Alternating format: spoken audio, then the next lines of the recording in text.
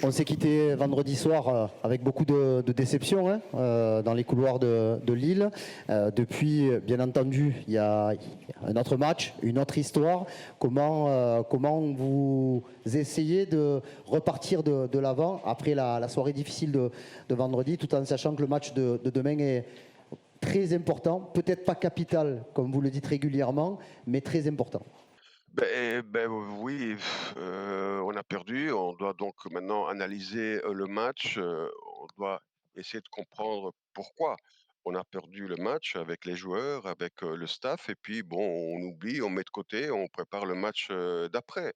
On n'a pas le temps, de vraiment, trop penser au match, perdu. Donc que ce soit une victoire avec, Newcastle ou un match nul, nous on doit préparer, le match de demain, vraiment bien parce qu'on sait que ça va être un match, très important, point de vue, classement. C'était un club lié avec Tony Bloom quand vous étiez à Brighton. Vous avez bossé avec Caro Mittelmar, Denis Undav et Simon Adringa, par exemple, qui avaient tous déjà joué à l'USG. Vous pensez quoi de ce club, l'USG, ces joueurs, et de ce modèle que tu avais forcément travaillé avec? Oui, bien sûr, l'Union, s'est révélée être une bonne équipe. Ils ont, gagné le championnat en Belgique, il y a des bons joueurs, experts qui, jouent beaucoup avec le physique et Tony Bloom, c'est un génie, c'est un visionnaire. Il a il a toujours fait des choses à sa façon. Il a changé, la vie du Brighton et ici aussi à l'Union, donc il a toujours bien fait. Après, le modèle des propriétés, maintenant c'est comme ça, c'est le football, beaucoup d'équipes, font ça, même, en France, avec Chelsea et Strasbourg, donc. Oui, bonsoir Roberto. L'OM cette saison, ça a été deux visages, brillants, brouillons, d'un match à l'autre, parfois même dans le même match. Est-ce que ça vous agace et comment mettre fin à ce visage brouillon? Rester le plus brillant possible. Merci. Il faut prendre l'habitude, à ne jamais être content de ce qu'on fait. On doit toujours essayer de nous améliorer et d'aller au-delà. Voilà, donc il faut, jamais s'arrêter. Et quand j'ai dit qu'à Marseille, il faut ouvrir, le parapluie quand il y a le soleil, parce qu'après Newcastle, on a fait combien? On a fait un point et et je crois pas que c'est que ça soit une question, physique, mais c'est plutôt mental. Il faut rester concentré. Il faut pas lâcher le morceau, il faut être constant et donc c'est ça, il faut beaucoup d'énergie mentale, et donc quand, on aura atteint ce niveau et j'espère que ça va se faire, très vite parce que bon, les défaites et les goals encaissés avec, Angers et Toulouse, ils me font encore du mal, franchement. Donc, quand, on va comprendre qu'on doit jamais s'arrêter, on doit jamais lâcher le morceau, on ne doit pas se dire: «OK, on a bien fait, c'est bon». Non, on doit toujours aller de l'avant, on doit toujours, nous améliorer. Voilà et je crois qu'on aura aussi, une nouvelle tête avec, une seule approche pour gagner le match. Bonsoir coach. Une question sur le trio d'attaque qu'on remarque ces dernières semaines, que ce soit Igor Pexao, Mason Greenwood ou Pierre-Emerick Aubameyang, peu de votre équipe titulaire. Pour quelles raisons? C'est parce que certains de leurs concurrents sont indisponibles ou parce qu'ils sont tout simplement tous les trois ultra performants?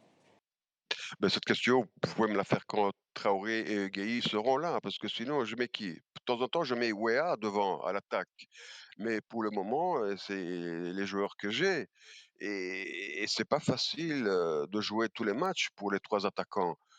Mais, on a 2 blessés dans la même position, c'est clair que c'est difficile, ça se paye,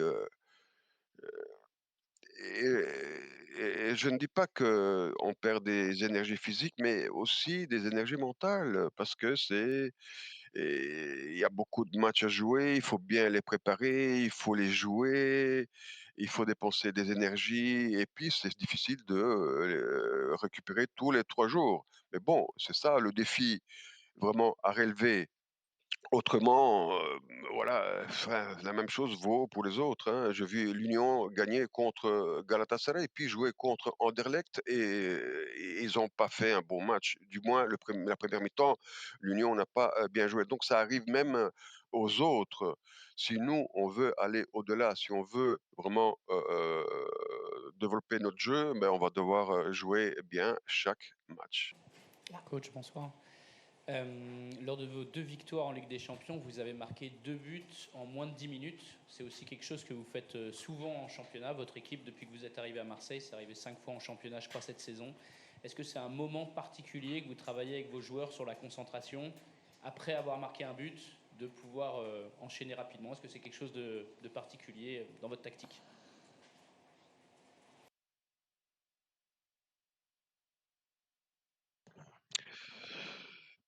Ben, disons que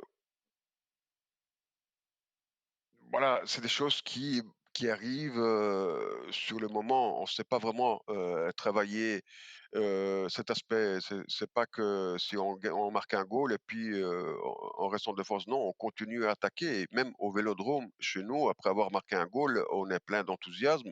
On attaque fort, contre Newcastle. On aurait pu marquer le 3e juste après le 2e avec Højbjerg qui prend la balle à Tonal, il repart, il arrive devant le gardien. Ça, c'est l'enthousiasme, l'envie de jouer des joueurs. Tu peux pas préparer tout ça. Coach, bonsoir. Juste 2 petites questions. Il y a beaucoup de taille défensivement. Il y a des grands joueurs à l'Union Saint-Gilloise et un gardien qui est immense. Est-ce que ça veut dire que sur coup de pied arrêté offensif, vous pourriez peut-être jouer différemment? Est-ce que ça occasionne quelque chose chez vous ou pas? On a vu ces derniers temps, par exemple, des corners joués à 2 ou 3 et pas forcément frappés directement, s'il vous plaît.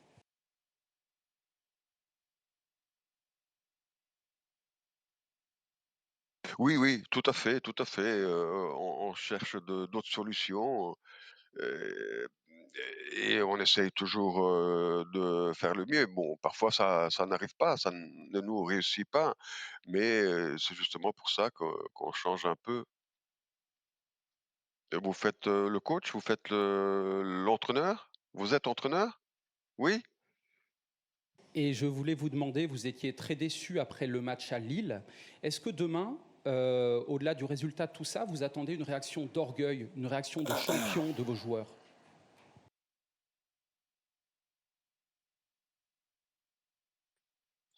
Oui, oui, bien sûr. Je me l'attendais aussi à Lille parce qu'on avait perdu 2 points contre Toulouse, donc voilà.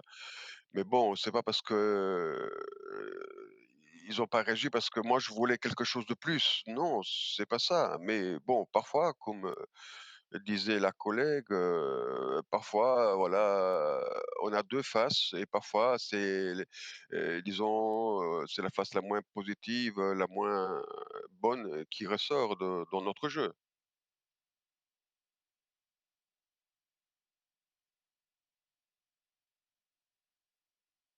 J'aimerais savoir un peu ce que vous pensez d'Arthur Vermeeren. Nous sommes la presse belge. Comment se développe-t-il ces dernières semaines, ces derniers mois?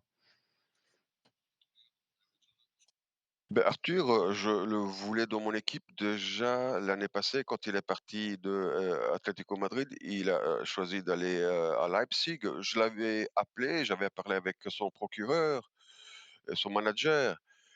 J'avais parlé aussi avec le directeur sportif, de Atlético Madrid. C'est un Italien, c'est un ami à moi, en fait. Et puis bon, bah, voilà, ça n'a pas été. C'est un bon joueur, il est en train de jouer, très bien. Lui, il l'a pas dit, mais je vais le dire moi, il est en train de se développer vraiment très vite. C'est un joueur, vraiment complet et et on est très content de lui, bien sûr. Puis bon, 50 matchs en une année, ça, il peut pas encore les faire. On a une dernière question là-bas, RMC. Oui, Roberto, bonjour, Florent Germain de RMC Sport. Une question qui vous a été posée vendredi soir, ça concernait la défense avec 3 axiaux utilisés à Lille, et vous avez répondu que c'était la même défense, et c'est vrai par rapport au match à Lisbonne, qui était probablement l'une des premières mi-temps références depuis le début de saison, enfin en tout cas qui avait été très bonne avant l'expulsion d'Emerson. Est-ce que pour vous c'est encore un débat et est-ce que vous comprenez qu'on se pose la question de cette défense à 5, à 4 Est-ce que pour vous ça a pu avoir un impact à Lille?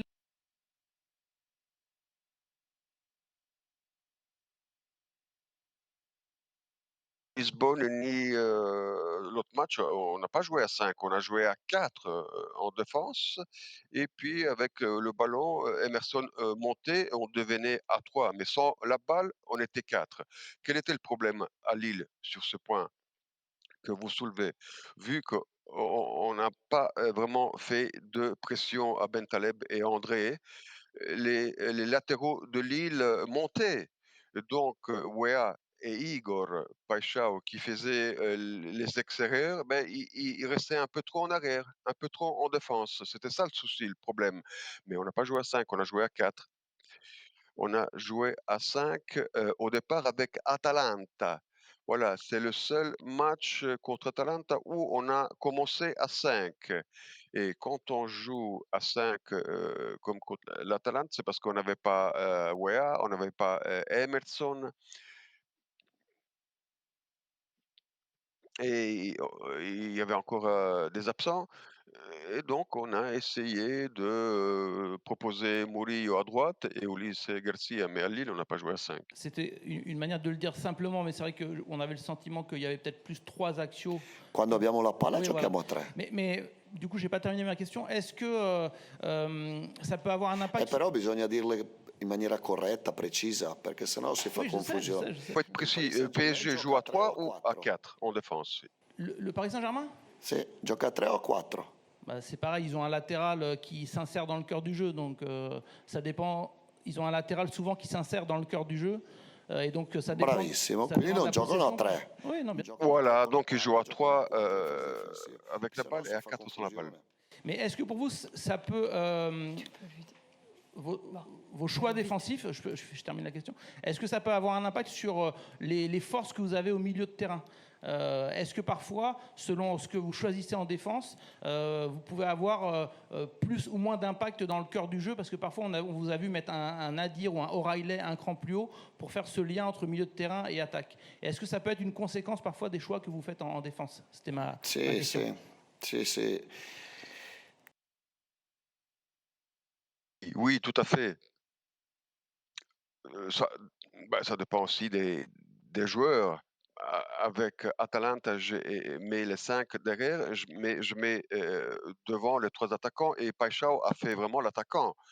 O'Reilly, il a commencé très bien.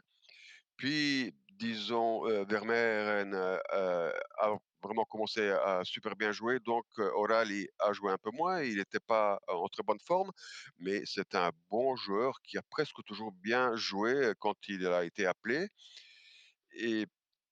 Et oui, bien sûr, en fonction du jeu de l'adversaire aussi, il faut un peu calculer nos choix. Et pour terminer ce point 3, 4, 5, moi j'aimerais bien jouer mieux. Ça oui. Et je ne suis pas content de la qualité du jeu.